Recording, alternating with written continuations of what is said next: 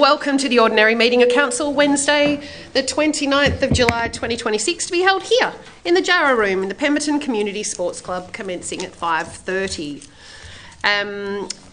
Nala Karan Nogan Mort Kan Karak Ninjabuja. We acknowledge the traditional custodians and the lands in which we meet. I would like to acknowledge two people who are in our gallery tonight that have made a significant contribution to council over the years. Former councillor Ken Lawrence, who's just sitting behind there so I can't see him, it's just like being at council, and Councillor Murray Ventris, who I'm not... Do we call you sir now that you've been knighted by the King, Murray, or you're still just Murray? Murray's fine, fantastic. Thank you very much for all coming. He's still Murray from Mucka. Thank you all very much for coming. We are honoured to come down and have our council meeting with you down in Pemberton. These away council meetings are very important to us to make sure that all of our Shire is heard and acknowledged, and it's a great opportunity for you to ask questions of council and get involved. And tonight you're especially fortunate because we are going to adopt the budget. Welcome, Councillor Burns. I thought you might have been lost on the way down. Did you not have your passport stamped on the way into Pemberton? Sunday drivers on a Wednesday night. That's why we need overtaking lanes. I would just like to draw to your attention that there is a vacant seat. Generally, we haven't got one tonight. There is a vacant seat at the table. Nominations for councillor will open on the 4th of August till the 12th of... the 11th of August. It is just for a 12-month term, and it is just backfilling the position that has been vacated. It's a great way to sit around the table and actually be part of those decisions. Decisions are not made behind a keyboard. They are made around this table. I would also just like to say that if I don't get a chance to talk to you today, I am back in town next Tuesday as part of my town visits. Love to have a coffee with anyone if they'd like to come and have a chat at Lofty. I will be sitting there for a couple of hours. Please pop in if you'd like to have a chat. Attendance, apologies. Thank you, Madam President. Yes, we have one apology from Councillor Tempera. Thank you. And there's no approved leave of absence for this meeting. Declarations of interest. Thank you, Madam President. You have a variety of declarations for tonight's meeting. The first one is from yourself in relation to agenda item 9.5.1, which has to do with reconsideration of a decision for a proposed pine plantation. And the nature of the interest is that Madam President, has a related party is a contractor to the proponent, and so that's a financial interest. So Madam President will vacate the seat and the room for that agenda item. We have another financial interest from Councillor Darren in relation to agenda item 9.1.2, which is the consideration of the annual budget. And the nature of that interest is that Councillor Darren is a leaseholder at Windy Harbour, and part of the budget is considering the lease fees. We have an impartiality interest from yourself, Madam President, in relation to agenda item 9.1.2, which again is the adoption of the budget. And the nature of the interest is that Madam President is the patron of the Manjimup Agriculture Show, which is considered as part of the budget. We have another impartiality interest, this time from Councillor Andy Burns, in relation to Shire of Manjimup community grants,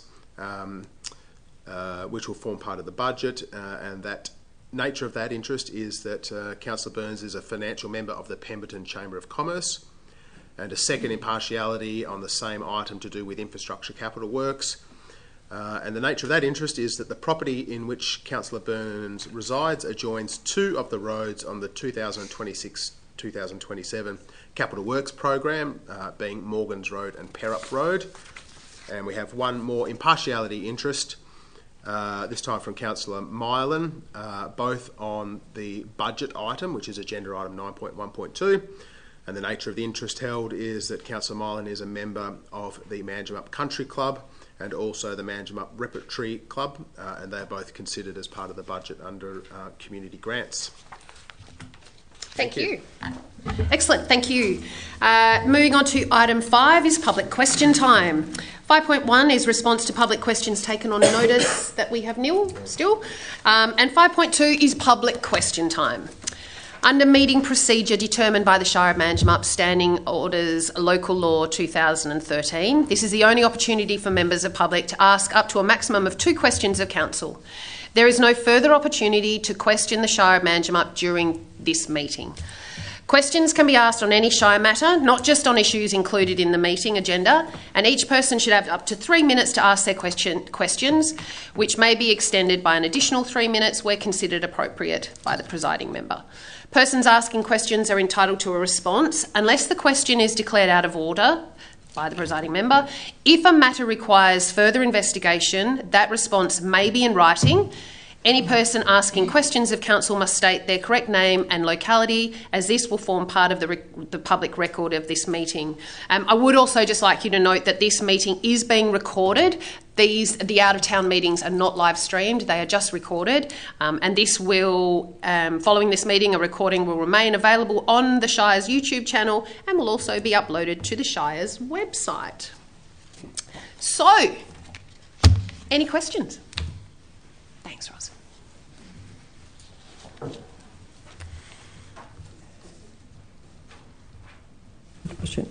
Thank you. Good afternoon, Shire President, councillors, staff and past councillors, and we acknowledge to past Pemberton councillors such as Ralph Kelly and George South and all that's here.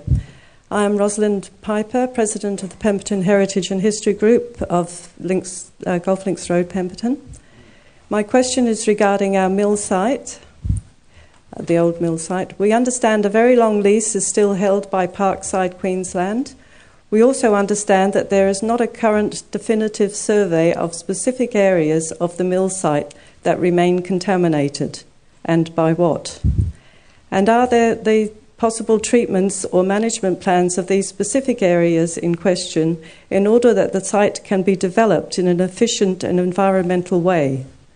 The Heritage and History Group is interested in ongoing uses relevant to the areas, in particular, 1, a history section that includes the state heritage listed chimney plus remaining machinery and honours the many hundreds of workers that were involved in its 100 plus years of operation. And number 2, a light industrial area which could include the present eco-log business, a waste concrete crusher, bamboo furniture business, plus quality added enterprises for local fruit and vegetables. So how does the Shire respond to our question about a definitive contamination survey, enabling us to respect and preserve our mill site and our mill history? Thank you. Thank you, Ros. What I'll do is I'll pass it over to the CEO to respond for that. Thank you. Thank you, Madam President. Thank you, Mrs. Piper. Ross, if I may. No, please, no. Thank you for the question. As you're probably a lot better aware than I am, the mill site is owned by the state government, and there is a long-term lease, 999 years, and I think it's probably about 50, 60, 70 years into that 1,000-year lease. And yeah, you're quite correct that Parkside have the lease presently. I am aware that the state government has undertaken with Parkside what they call a preliminary site investigation into the contamination on the site, and that was undertaken probably over the last 18 months or so. The preliminary site investigation really is almost a desktop exercise to understand what contamination impacts might be on the site. The next stage of that process would be what's called a detailed site investigation, and would involve a lot of on-site surveys, assays, samples to determine the actual specifics in a very detailed sense of what contamination is or is not on site. That process is probably likely to take a number of years and probably several $1 million. And as you are aware, the Shire, other than being the planning authority, doesn't have any levers or leverage in relation to that site. You may be aware that the Shire adopted an advocacy plan in relation to the Pemberton mill site over the last, I can't remember if it was earlier this year or late last year. And the council has agreed to put some funding of around about up to $40,000 towards a master plan for that site, on the basis that the state government and Parkside would like to be involved in that process. So the mill site is very much on the council's in its vision, and we would like to be an active part of that process with both the state government and Parkside. But at the moment, we don't have any power to do anything other than ask politely and constructively to be involved in any processes there, so that we can ensure the local community is represented through its views and opinions about what could or could not go on that site into the future. Thank you. Yeah, we understand that this is a really important area for Pemberton, and our hope is that we will be included in those conversations, and that way we can be the voice for the local community. But as the CEO has said, that's not a guaranteed thing, but we will continue to advocate for that seat at that table to ensure that the community is heard. Are there any other questions?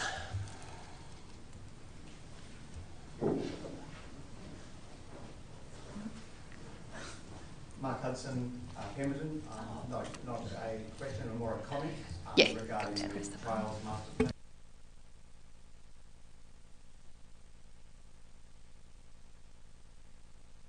Just hold it down. Beauty. As you're aware, there's a master trials plan for Pemberton.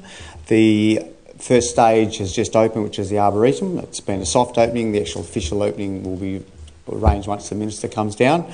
The Pemberton Visitor Centre, Pemberton Cycling Association, in partnership with Perth Mountain Bike Club, conducted the first event at the Arboretum on the long weekend, and then obviously this Sunday got totaled, so the other park was not used at that point.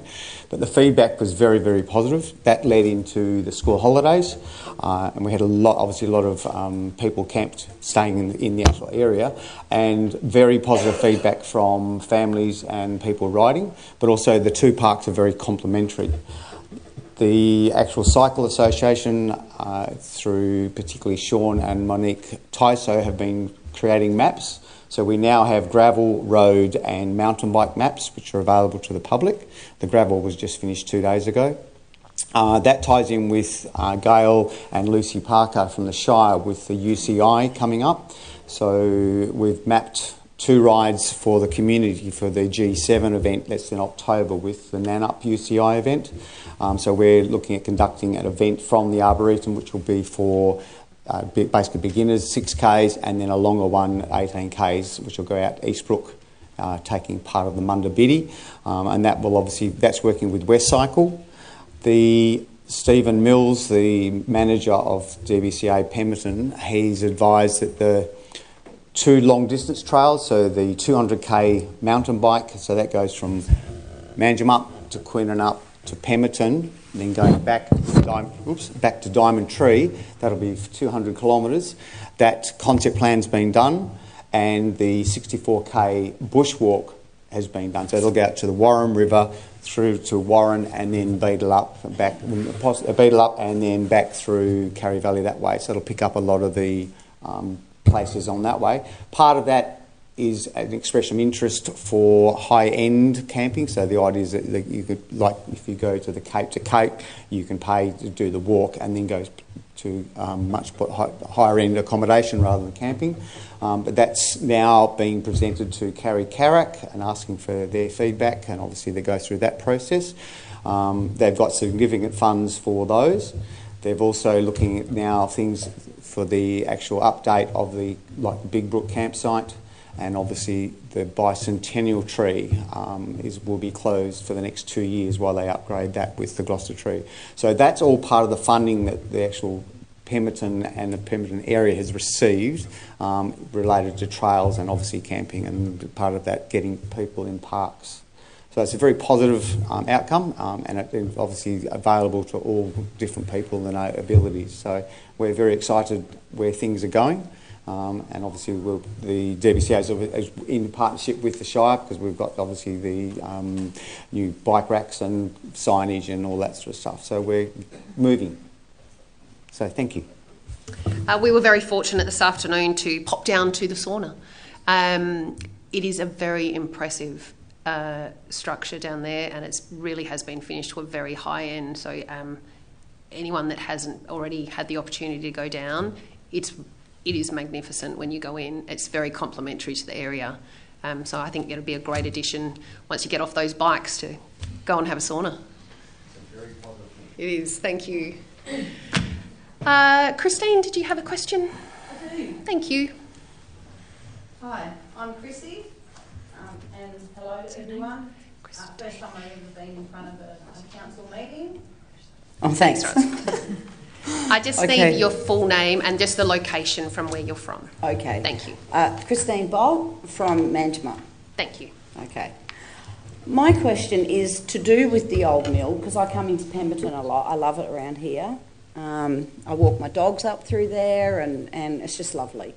So what I want to know is, today it was actually said on Facebook that we were talking about a McDonald's coming to Manjimup, and it was actually said that it was over a $2 million project, therefore council approval didn't need to be put forward. Therefore, people in town didn't know either. So my question to you today is, are you going to be a council that, if they do decide to put a data centre into our region anywhere, are you going to be the council that actually tells us so that we can do something? Or are you going to be a council, like some councils have been caught, sneaking them in? It's just been reported, and I've been saying this for a long time about data centres. I've got lots of information on them, and I think it's really important for our future, especially in country places like this. We don't need to be like the city. This is why we're here.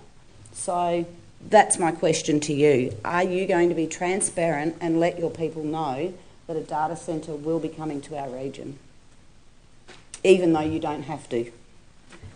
I'm going to pass this to you, but I can tell you that this has not come on our radar. A data centre has definitely not come on our radar as yet. I will. For Australia and Western Australia. Yeah. Did you want to broach the planning side of this? Yeah. Thank you. Christine? Yeah, Chrissy's fine. Chrissy, yeah. Thank you for the question. The Western Australian planning legislation and processes are fairly complex, and you've touched on a couple of issues there around which applications come to a council and which go to the state government. And you're quite right that the McDonald's application won't be heard by the council, it'll be heard by the state government through a development assessment panel. And very similarly, something like a data centre, it's a fairly broad term, but a data centre would very likely be well over the threshold for council consideration and would be considered by the state government. But the council's role in that process is guided by legislation, who we consult with, how we consult, how long we need to consult for, is all guided through state legislation. So the council's obligations in regards to that process or any other process, regardless of whether it's a fast food outlet, a data centre, a Bunnings store or houses, will be guided through legislation, and the council and the Shire will follow those legislative processes. If you'd like to learn more about those processes, I encourage you to reach out to our planning staff and learn a little bit more about those fairly convoluted and complex processes. I fully intend to step forward.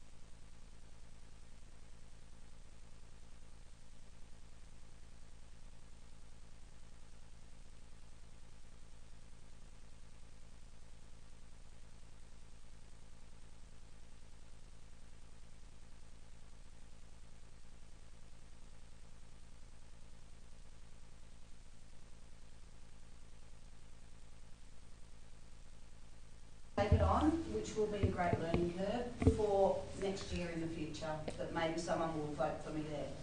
Excellent. Right. Thank you. Thank you. Thank you very much. Are there any other questions?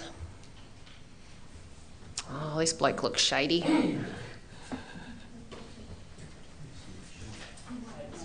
Murray Ventress, Pemberton, 19 Blue Ring Court. Mr. Ventress, could you just turn the microphone on? Thanks very much. Sir Murray. Just a quick question regarding item 9.1.2, basically the proposed adoption of the annual budget. I didn't spend a lot of time, but I had a quick look this afternoon online. I couldn't see a copy of the actual budget, and I don't see a copy here. So I just wonder what the statutory requirements are to provide a copy of the budget, given that the finer details like, is there a carry forward for finance on Old Vass Road, and is that going to be financed in the current budget? Those types of questions that people might have, or is there money being allocated to the Pemberton playground? Yes or no, and all those types of questions. I haven't been able to find a copy of the annual budget before you guys pass it today. And is that a statutory requirement that the public be provided with that before you guys vote on it? That's my first question. The other thing that is just a general comment. One of our recent travels, we had a highlight. We attended the Marianne North Art Gallery in the Kew Gardens in England, and we were looking for the Marianne North tree. For those that are aware, there's a tree known as the Marianne North tree, painted by Marianne North in 1880.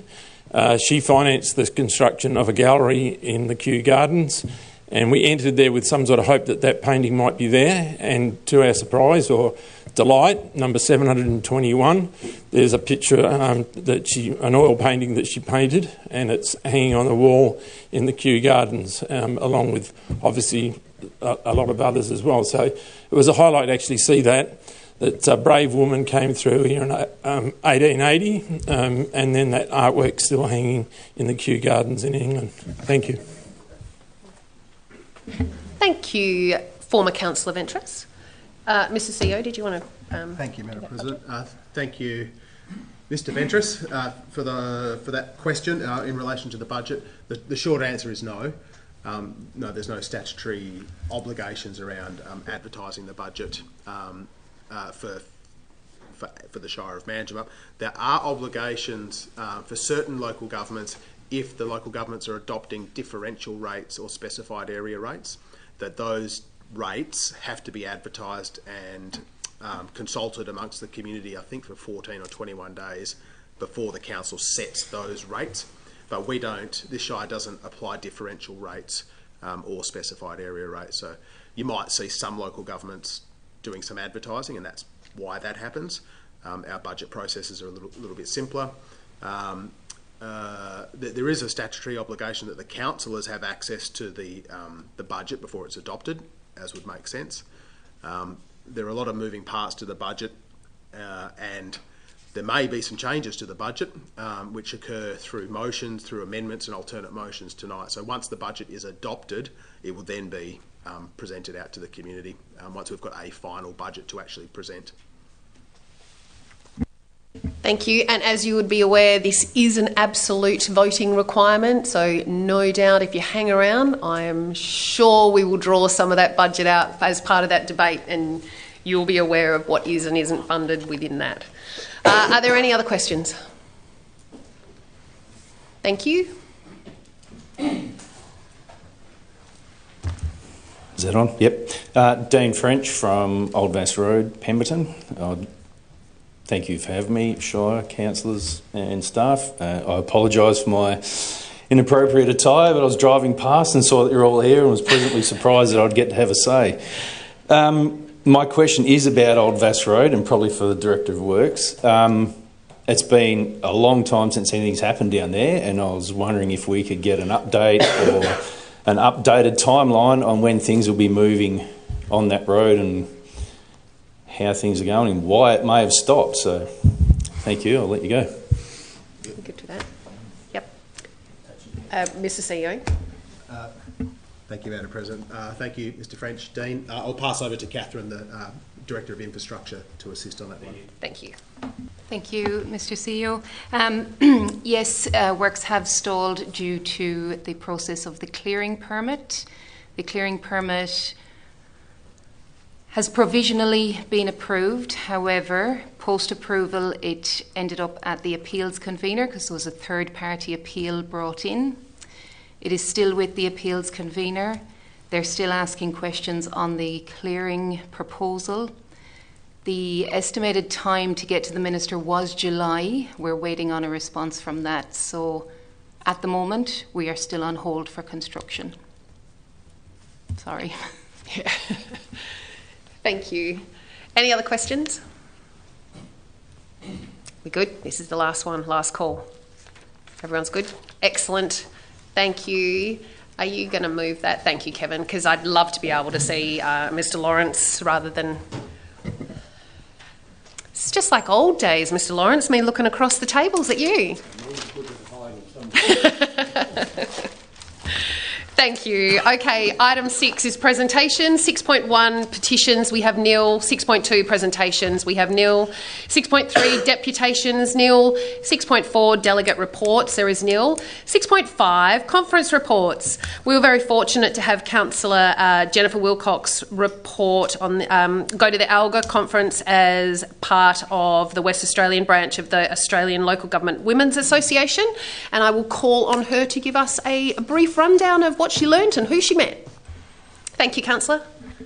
Thank you. Just a bit of a brief background. A few years ago I was invited to join the ALGWA, Australian Local Government Women's Association, WA branch, and I'm currently the Treasurer. This year sees the 75th anniversary of the national body, ALGWA, and to celebrate this milestone, the annual networking breakfast was held in Canberra on the 23rd of June, coinciding with the ALGA National General Assembly that covered the following 3 days. As the representative of ALGWA committee, it's a tongue twister, I tell you. Try being on this side. I was nominated to attend these events in my role as Treasurer, and I knew from the start it would be an experience of a lifetime and one that I would never forget, and the following days proved that to be so. Tuesday morning saw the annual networking breakfast where many ladies, and quite a few men actually, from right across Australia who were members of ALGWA attended to meet, greet, renew past and make new connections and friends. Organisers noted through the media that the breakfast was completely sold out, the food wasn't much chopped though, at the venue space in the Fitzroy Room at the National Convention Centre.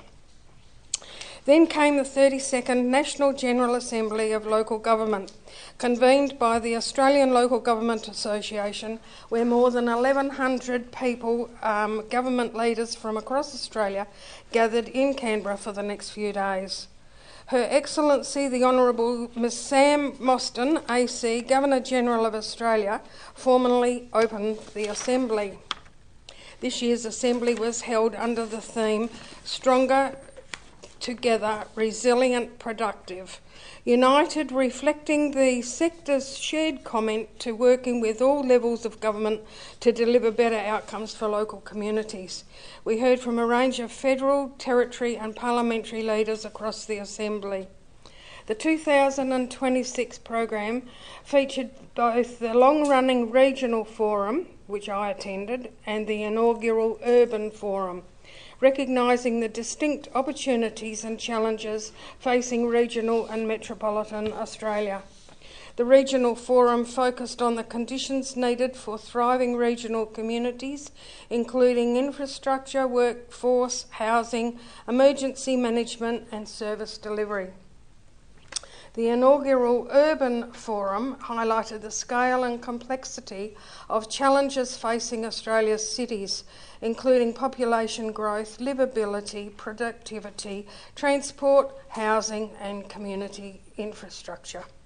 Together, these discussions reinforced that effective national policy must reflect local context and that no single approach will meet the needs of every community. Across the Assembly, delegates engaged in a program focused on the major pressures shaping councils and communities.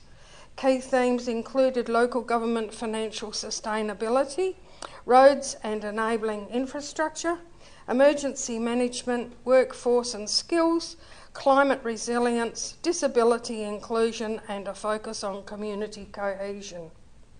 Councillors from across Australia also shared practical case studies and on-the-ground experience highlighting the local innovation, service delivery pressures and community-led solutions that are shaping policy and practice across the sector. At the end of day 2, the Governor-General hosted a cocktail party at her home, Yarralumla, for representatives of Algwa in celebration of the 75 years. She is a patron of Algwa. This was truly an eye-opener. The suites where royalty stay in Canberra were opened up for us all to walk through and view, and photos were permitted. And I even had my photo taken sitting at a desk where once the Queen had sat. And I got the photos to prove it. I sincerely thank the board of Algwa WA branch for the opportunity to be their representative at this prestigious event and further extend my national network. Thank you, Councillor. And from the connections and the emails that were sent through, it sounds like you had a great time. I would say sitting at a desk where the Queen was has given you a run for your money. Mr. Ventris? Okay, let's move on. Item 7 is confirmation of the previous minutes. Would someone like to move? Councillor Darren. I move that the minutes of the ordinary meeting of the Council held on the 24th of June 2026 and the minutes of the special meeting of the Council held on the 6th of July 2026 be confirmed as true and correct record. Thank you. Is there a seconder? Accurate record. Oh, sorry. Thank you. A seconder, Councillor De Campo. Can we put that to the vote, please, councillors? All those in favour? It's carried 7-0. Thank you.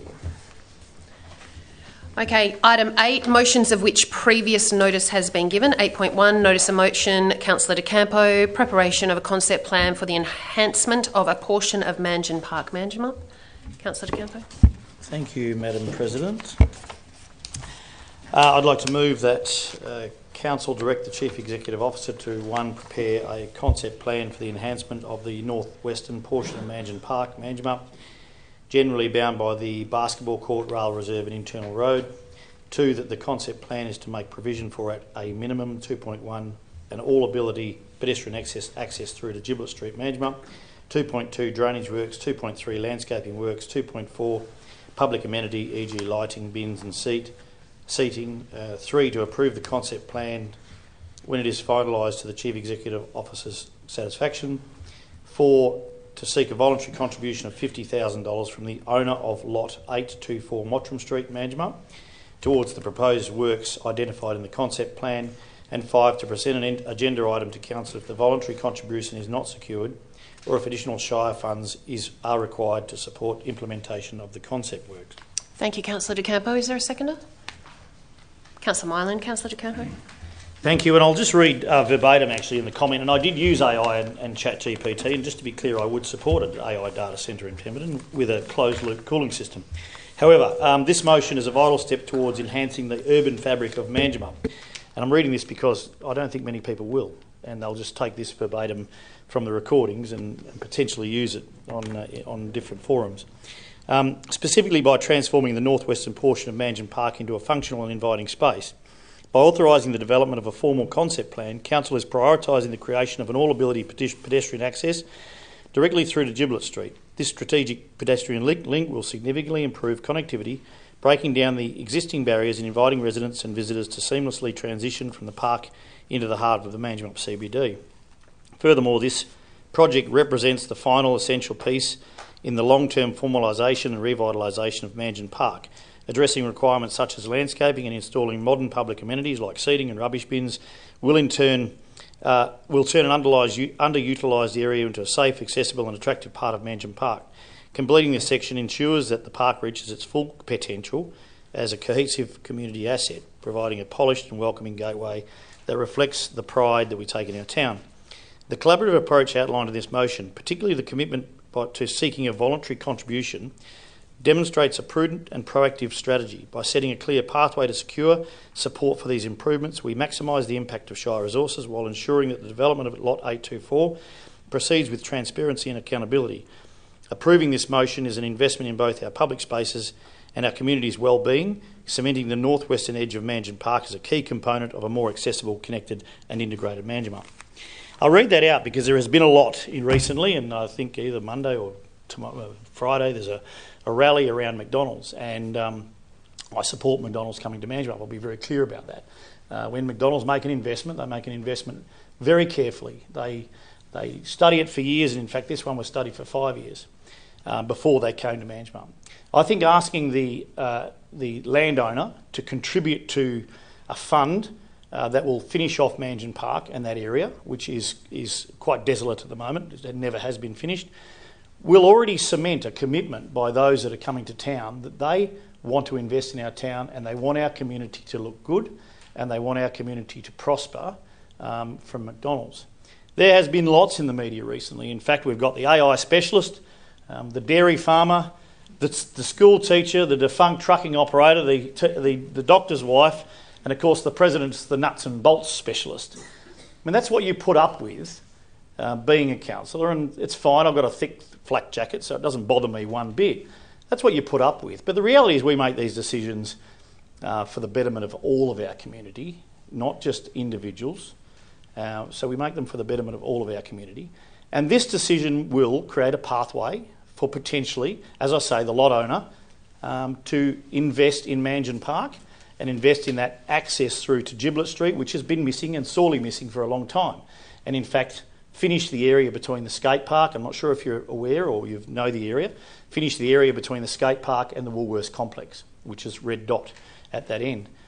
So we'll nicely finish that off and it will certainly increase the amenity around the future McDonald's facility. So I urge you to, and I commend the motion to you, and if the proponent or the lot owner doesn't, as the item says, if he doesn't decide to invest his $50,000 when we ask him as a co-contribution, then we'll bring something back to council and reduce the concept plan and whatever else comes out of that point. So I urge you to support the motion.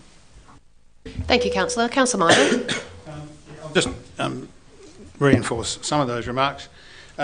Mainly that this motion is about activating that area between the highway and the Manjimup CBD, which has really got a barrier and blocks off people going past to accessing the CBD. So that I think this will enhance that and encourage visitors who may then pull into those car park areas to be able to walk straight through Manjimup Park into the central business district. And pedestrian access is so important to create a sense of fluidity and activation and vibrancy around that area. So I commend it to you, and I do hope the owners of the lot agree to help us out here. Thanks. Thank you, Councillor. Are there any speakers against the motion? Are there any other speakers? Good. Okay, I would just like to reinforce that. This is, the CEO and I did walk that area a few weeks ago. There does need to be some improvement within that area. The drainage is not quite finished. The accessibility over the large pieces of blue metal, I just about did an ankle, but you can see where there is a natural path for where people are walking. If we are successful in getting this voluntary contribution of $50,000 from the developer, that's money that doesn't need to come out of our pockets as ratepayers. That end of the park will need to be improved as part of completing that area. This is a great opportunity for us to do that, and that connectivity between that entire development and our CBD is greatly needed. I would urge you to support this motion and let's see how we go. Councillor De Campo, did you want to close? No. Thank you. Can we put that to the vote, please, councillors? All those in favour? Is carried 7-0. Thank you. Okay, into the juicy bits. For the interest of the gallery, I will explain how we're about to consider the agenda items for this meeting. All the councillors have had the agenda for 1 week, giving us time to thoroughly review each item. This meeting is the only time that councillors are able to formally debate agenda items. I will read out each item listed in the agenda, and any councillor will be able to identify an item they wish to debate. These items will be listed on the board behind me. All items not identified by councillors to be debated will be moved in accordance with the officer's recommendation in one motion as listed in the agenda and moved en bloc for voting purposes. If your item is not listed on the board and is moved on block, it will be passed as per the officer's recommendation. Following this, council will consider the remaining items in agenda order. Got your pen, Mr. Lockwood? Okay. It's just there, isn't it? Thank you. Okay, Office of the CEO, 9.1.1, Review of Council Policy, 2.6.1, Work Health and Safety. 9.1.2, Proposed Adoption of the 26-27 Annual Budget is absolute and taken out. Corporate and Governance, 9.2.1, Proposed New Policy, 2.3.16, Development of Compliance Policy. Office and Finance and Administration, 9.3.1, Monthly Statement of Financial Activity for May 26. 9.3.2, Shire Financial Payments for May 26.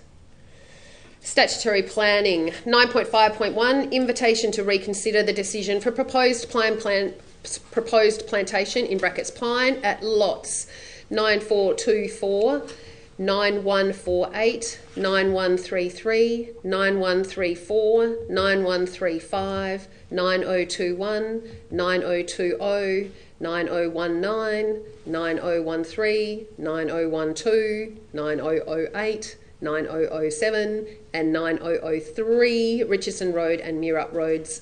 Manjimup has a financial interest and is taken out. That was really long.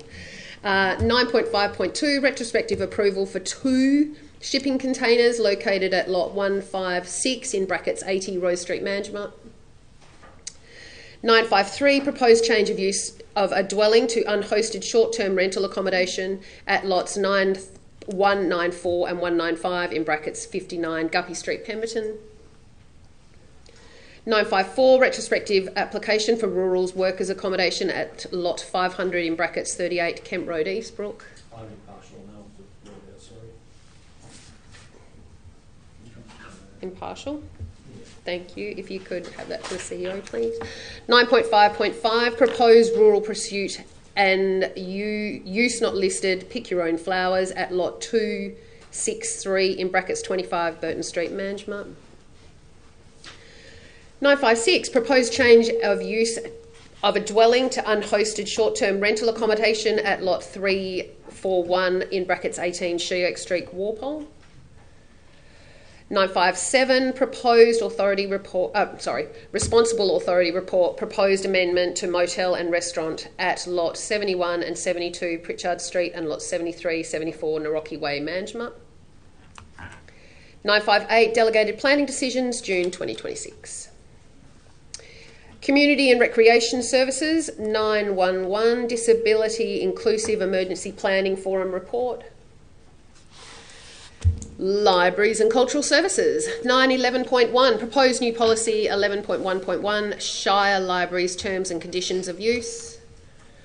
Technical Services, 912.1 Proposed road closure of an unconstructed road reserve in the vicinity of Club Road and Pump Hill Road, Pemberton. Works, 9.13.1 Review of road construction and maintenance activities for the 25-26 financial year.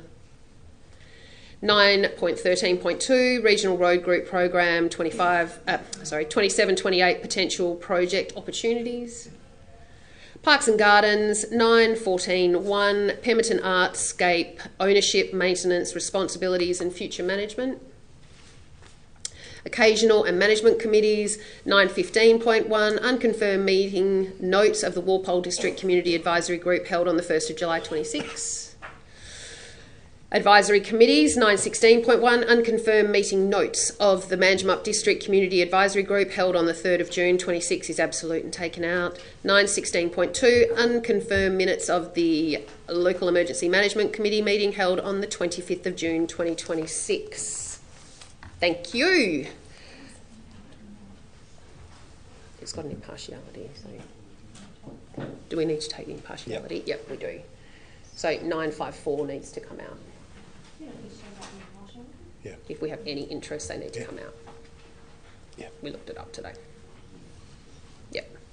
Okay, would someone like to adopt those recommendations, please? Councillor Burns.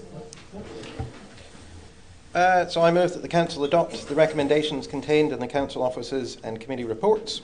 within section 9 of the agenda, with the exception of those on the board. Thank you. Is there a seconder? Councillor Batink, thank you. Can we put that to the vote, please, councillors? All those in favour?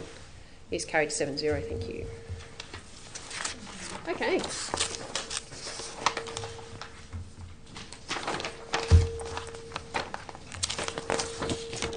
Uh, 9.1.2, proposed adoption of the 26-27 annual budget. Councillor Darren. I declare that I have a financial interest in item 9.1.2, proposed adoption of the 2026-27 annual budget, as I am a leaseholder at Windy Harbour. The extent of this interest is that I paid an annual lease fee of $962 in the 25-26 financial year, and the proposed 26-27 annual budget includes an increase to Windy Harbour leases, which would change my annual lease fee to approximately $1,039. Really? There you go. I wish to request that Council, under section 5.68 in brackets 1B of the Local Government Act 1995, allow me to speak and vote on the proposed adoption of the 26-27 annual budget on the basis that my interest is held in common with a significant number of electors or ratepayers, namely 223 other ratepayers in the district who hold Windy Harbour leases. Thank you, Councillor Darren. If you could leave the room while this is considered by Council. Can you just press that button? Thanks. Councillor Mylan. Thanks, Madam President. I move that Council, under section 5.681B of the Local Government Act 1995, resolves that the financial interest disclosed by Councillor Darren regarding item 9.1.2, proposed adoption of the 26-27 annual budget relating to Windy Harbour lease fees is common to a significant number of electors and ratepayers in the district, and approves that Councillor Darren is able to fully participate in the debate and vote on the adoption of the annual budget. Thank you, Councillor Mylan. Is there a seconder? Councillor Wilcox. Can we put that to the vote, please, councillors? All those in favour? Is carried 6-0. Thank you. Thanks.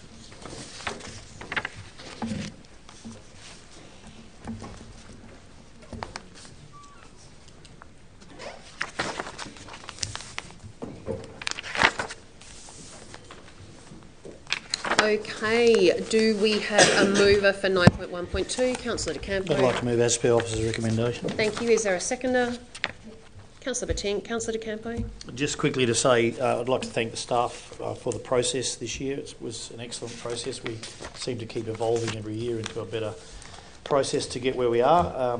A lot of consideration was made in relation to this year's rate rise, I think of 4.95%. And as you'll see in the budget, there is a 1% of that is going to footpaths, which is a significant increase in that fund, and it is an area of unmet need that we could throw $1 million a year into and still have not enough footpaths. So I think this budget does draw a very good balance between our infrastructure. Of notable areas in there is that I think it's now up to 75% in the infrastructure area of funds spent, up from about 45% previously from memory from the budget. So that's a significant increase in the amount of money that we're putting onto our roads rather than reserving or carrying forward each year because of that. And congratulations to the Director of Works for that. So thank the staff and of course councillors. We sit around the room. It's our budget, it's your money. We try to do the best we can with it. But it's like shaking tins on the corner, to be honest, when you're selling a firewood raffle. That's what it comes down to sometimes, I can tell you. So it's tax in the tin. So I commend the item to you. Thank you, Councillor De Campo. Councillor Batink, would you like to speak to it? Are there any other speakers? Okay, I would like to speak to this. So this is it was brought up couple of meetings ago. There was a notice of motion about participation and how councillors participate, and one of our main roles is advocacy. This is the most important period of time as a councillor that we advocate for our community, and that is within budget. This is the only time of the year that we can fight to make sure that the infrastructure and the needs of our community are put into this budget. We don't have another opportunity throughout the year to find a significant amount of money to see if our community needs can be met. Within this budget, we have seed funding for a Pemberton playground. We have the rest of the funding needed to expand the dam in Northcliffe. We are ensuring upgrades of the Aqua Centre roof. We have considerable amounts of playgrounds that need renewing, and we are in the process of deciding whether all those playgrounds stay. We have supported many community events and community groups through our community grants. There is 1% dedicated to footpaths. This is ensuring our long-term sustainability as a Shire, that we can meet the needs of all of our community throughout the entire Shire. This pretty much triples the amount of money that we've put towards footpaths over the last 2 years. This is a significant amount. We have over 40,000 metres of footpaths within our Shire. Some of those are still the slabs. We understand that they are a trip hazard and they are not up to scratch, and they are not what our community expects of us. That money, that 1% yearly, will have a significant influence on upgrading those footpaths. As Councillor De Campo did mention, that 1% has put us at 4.95.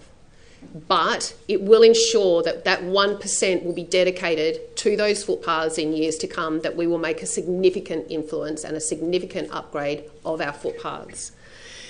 This is the only time that we can advocate for our community, and I'm very proud of the councillors that are sitting around the table for the time that they have taken in the workshops and the amount of questions and commitment that they have made to make sure that this budget truly reflects the needs of our community. And I commend staff for the work that they have put in and the close heart attack that we have given the Director of Business multiple times over the last week.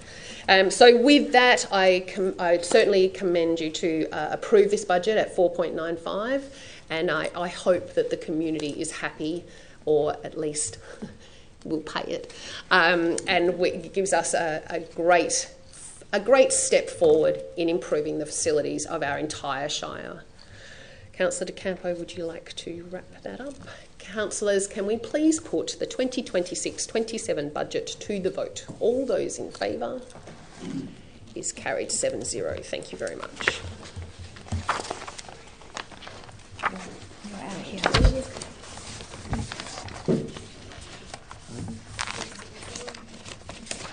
Oh, yeah. Okay. Oh, you go. 951. This is you, Steve-o. Taking my red snake, sorry.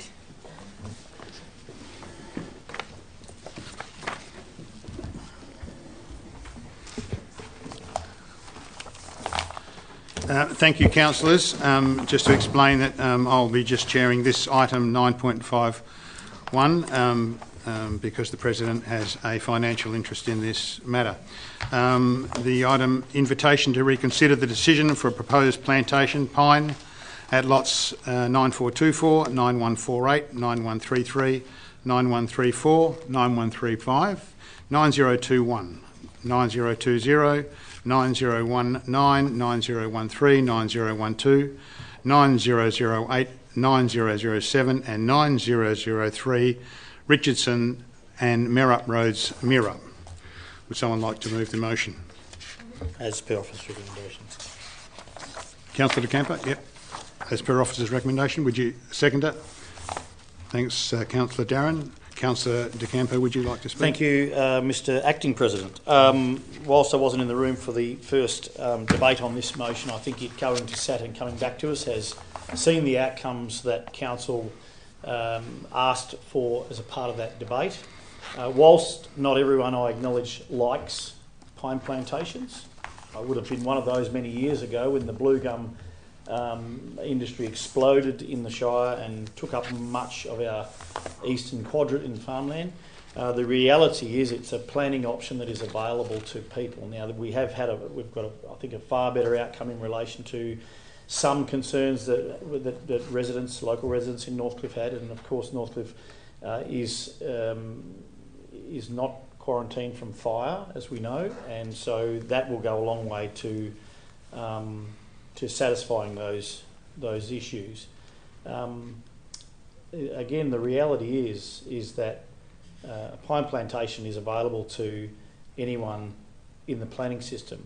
And I think it's a far better outcome that a private operator is putting this plantation in, because if FPC had have got in the door here and took this on, it would be a forest for life, a pine plantation for life. They are acquiring land and then essentially putting them back in the state asset, of which our community would lose rates, although there's a donation at the moment, but I'm not sure how long the donation is going to continue for, as a trade-off or a payoff is probably a better word, for the rates you lose in your community. But this is a far better outcome, because potentially down the track things change, economics change, and it may go back to farmland. And so right now this is the best thing that could be offered for this facility, for this property. So I urge you to support it and commend the motion to you. Are there any other speakers for the motion? Second that. Councillor Darren? Yeah. I actually moved the motion against this originally, mainly for the purposes of the fire mitigation. I do commend the proponent in this instance for hearing those concerns. I think they were very valid concerns of the community, especially in Northcliffe, in that belt between Windy Harbour and Northcliffe, where we have had a number of fires that have been quite catastrophic. And back in 2015 we nearly lost Northcliffe. So I do think it is warranted for this council to hear the needs of the community and really push back on these developments and say that on the ground services for fire mitigation do need to be a part of these applications. They have done that. They have come back. They have purchased a water tanker to be located in Northcliffe to assist with that, and then made other adjustments to the setbacks to ensure that there is a greater distance. But in reality, this is a valid planning option for people to do. So we work with what we have and where we can to get the very best outcome that we can achieve for our community. I do believe that this now is the case because, as Councillor De Campo said, the reality is FPC can come and acquire this land and then we lose all of our ability to have any say whatsoever. So I do think this is a middle ground, although I'm sure there are still some people that have frustrations in this space, but our job is to find the middle ground where we can take the best step forward for our community. I would also say that I would continue advocating to the state government that plantations need to be considering water licences, because despite what the Department of Water says, these plantations do use water, and when you take them down they create water, and yet everybody else out there that is working in agriculture does need to have a water licence for when they do things. So I would continue advocating for the Department of Water to consider how much it has an impact on the agricultural land around these plantations going forward, but unfortunately that has not occurred yet, and we have to make the decisions with the information we have. So I would encourage you to support this motion, and hopefully moving forward we will see any other applications like this from proponents also include this level of detail when it comes to fire mitigation. Are there any speakers against the motion? Councillor De Campo, would you like to close then all? Okay, councillors, I put that to the vote. All those in favour? Carried unanimously. Thank you.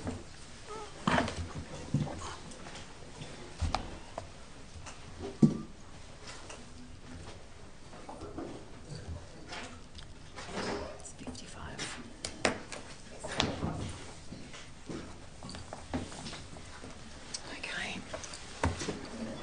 Thank you.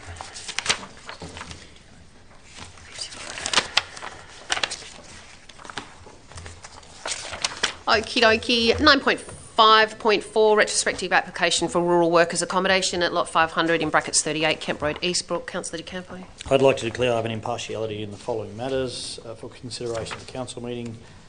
On item 9.5.4, retrospective application for rural workers accommodation lot 538 in brackets Kemp Road, Eastbrook. The nature of the interest held is I am related to the applicant's children. I'll declare that I will consider this matter on its merits and vote accordingly. And with that, I'll move the officer's recommendation. Thank you very much, Councillor De Campo. Is there a seconder? Councillor Mylan. Councillor De Campo, did you want to speak to the motion? Councillor Mylan, did you want to speak to it? Are there any other speakers? Can we put it at the vote, please, councillors? All those in favour? Is carried 7-0. Thank you. Okay. 116. 9.16.1 Unconfirmed meeting notes of the Manjimup District Community Advisory Group held on the 3rd of June 2026. Councillor Mylan, did you want to move that? I just lost my space, sorry, on my computer. That's all right. I've jumped ahead already, sorry as well. 954. 9, sorry, you've gone back. 916.1, page 116. All you have to do is say, as per the officer's recommendation. Sorry, I'd like to move as per the officer's recommendation. Thank you. Is there a seconder? I just wanted to make sure, clarify what I was doing. Councillor Patink, thank you very much. Councillor Mylan, would you like to speak on something that you're not sure where we are? No. Thank you, Councillor Patink. Thank you. Councillors, would we put that to the vote, please? All those in favour? Carried 7-0. Thank you. Okay. I swear we know what we're doing. Okay. 126. Yep. Oh, late reports. Okay, late reports, there are nil. Questions from members, item 11, questions from members. 11.1, response to questions from members taken on notice, there are nil. And questions from members, there are nil. Item 12, motions for consideration at the following meeting. 12.1, amendment to Council Policy 1.1.1, Council meeting, agenda briefing session and concept forums. Councillor De Campo. Do I have to read all of that out? No, thank God. I hope it's going to be long enough. Yep, thank you. 13, new business of an urgent nature introduced by decision of the meeting. Nil. 14. Now, okay. I'd like to move a procedural motion, Madam President. Thank you. And that is that Council, notwithstanding that item 14.1.1 may be considered behind closed doors under section 5.234 in brackets G in brackets as it deals with a prescribed matter, determines to remain public for consideration of this item. The reason being it is something that we've had a lot of hyperbole around for a long time in relation to this lease and this building, and I would like to see it come out into the public domain so that the public know exactly what's going on with 5D Brockman Street. Thank you, Miss Seconder. Councillor Mylan. Councillor, can we put that to the vote, please, councillors? All those in favour? Is carried 7-0. Thank you. Okay, so 14.1.1, 5D Brockman Street Manjimup, consideration of leasing issues. Thank you, Madam President. I'd like to move an alternate motion. Amended motion. I have to move the motion to amend it then. You can move an amended motion. Okay, I'd like to move an amended motion. It is that Council 1 offer to extend the lease term to June 30, 2027, subject to the tenants paying full rent until 30 June 2027 during the subsequent 30-day period required to move lessee-owned fixtures and fittings, and for any further period during which fixtures and fittings remain on the premises. 2, confirm that Council is not prepared to fund any further works to the kitchen space. 3, note that other provisions of the lease remain unchanged, including the option for a further 5 plus 5 year lease commencing from 30 June 2027 and the prescribed rent review dates. 4, require the tenants advise whether they accept the offer outlined in Resolution 1 and execute the necessary lease extension documentation no later than the 8th of August 2026. 5, request the Chief Executive Officer commence an expression of interest process seeking proposals from interested parties to lease the building if the current tenants have not executed the lease extension documentation by August the 8th, 2026. 6, request the Chief Executive Officer, if the current tenants do not execute the lease extension documentation by the 8th of August 2026, to present a report to the September 2026 Ordinary Council meeting outlining all proposals received through the expressions of interest process. 7, request the Chief Executive Officer to schedule a concept forum before the 30th of June 2027 for Council to consider and determine the future ownership of 5D Brockman Street Manjimup.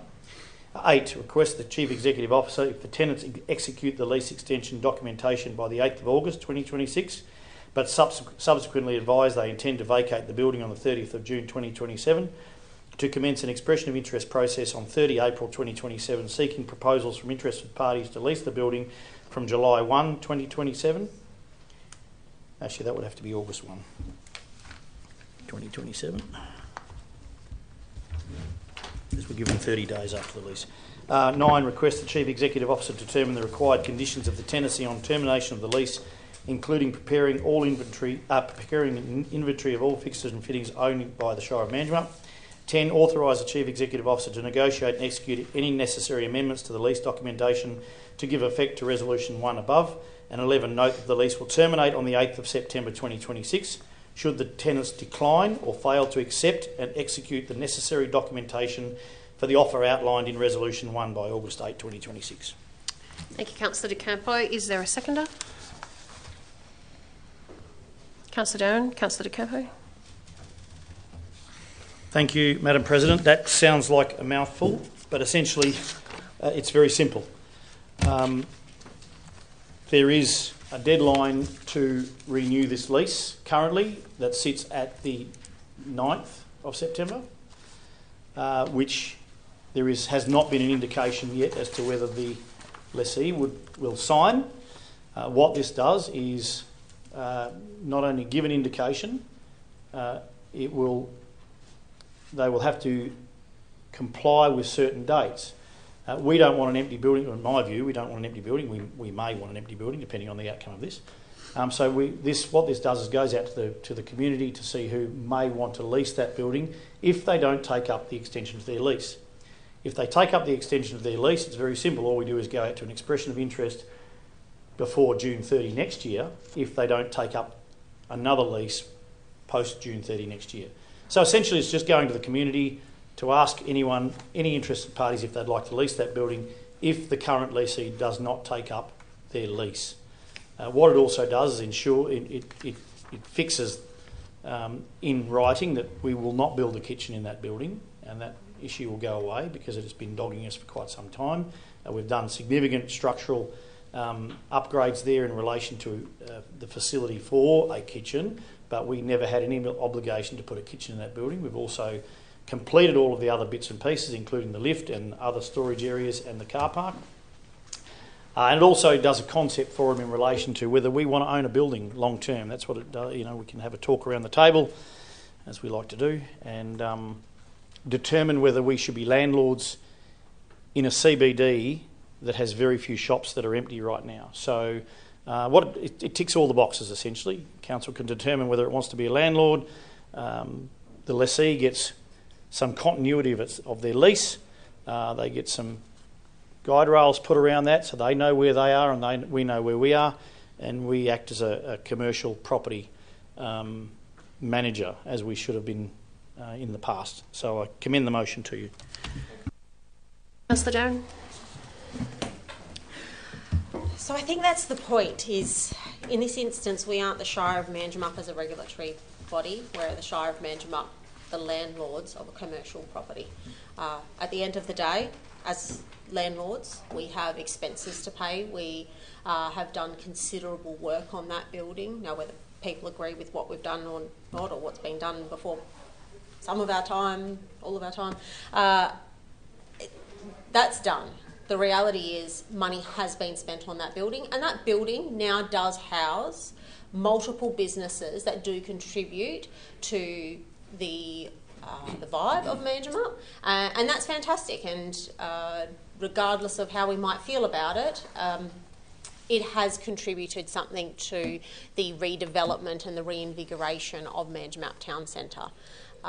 But as any investor in a commercial property, there does need to be a return on that investment, and expecting our tenants to pay full rent for a property that they lease for commercial purposes and run a business out of, that I would expect they make money out of, is not an unreasonable thing to do. So this is bringing this out from behind closed doors to have the conversation publicly, to stand up and say, as a landlord, we are going to expect that a commercial business pays their rent in full, as would be required in any other building that they rented. We are giving them space to breathe because they have indicated that they are looking to sell that business, and we would like to give them the opportunity to have the time to find a buyer if that's the case, and then options to extend without putting pressure on. So I think this is, again, it's a nice middle ground of understanding where they might be, but also ensuring that we hold firm in what our requirements are, and I think our constituents would expect that we are getting a return on the investment that essentially they pay for, because ratepayers are the ones that help create the budget that pays for everything else. So I would encourage everybody to support this motion, and I would encourage the business in this case to take the steps forward that they feel is necessary, and we will work with them to do that. And that, yes, we certainly won't be putting a kitchen in, which I think we've made clear quite a number of times, and we'll make clear again tonight. Thank you, Councillor Darren. Are there any other speakers? Would you like to close? Can we put this to the vote, please, councillors? All those in favour? Is carried 7-0, which now becomes a substantive... No, we're done. We're done. Fabulous. Oh, we like that. Excellent. Okay. Applications for leave of absence. Councillor Batink for the August meeting, and Councillor Darren for the August meeting. Yep. Can we do them both together? Yep. Councillors, are we happy for them to not come to the August meeting, or do we make them come? All those in favour? Oh, do you want? Yeah. Well, do you want to move? Do you want to move that they? I move that council accept the leave of absence applications. Thank you. Seconder. Here you go. Wade and Steve. Second. All those in favour? Carried 7-0. Thank you very much. Yeah, thank you, ladies. There being no further business to discuss, I wish to thank everyone in attendance. We are very appreciative of you coming and joining us tonight, and I close the meeting at 6:42. Thank you very, very much.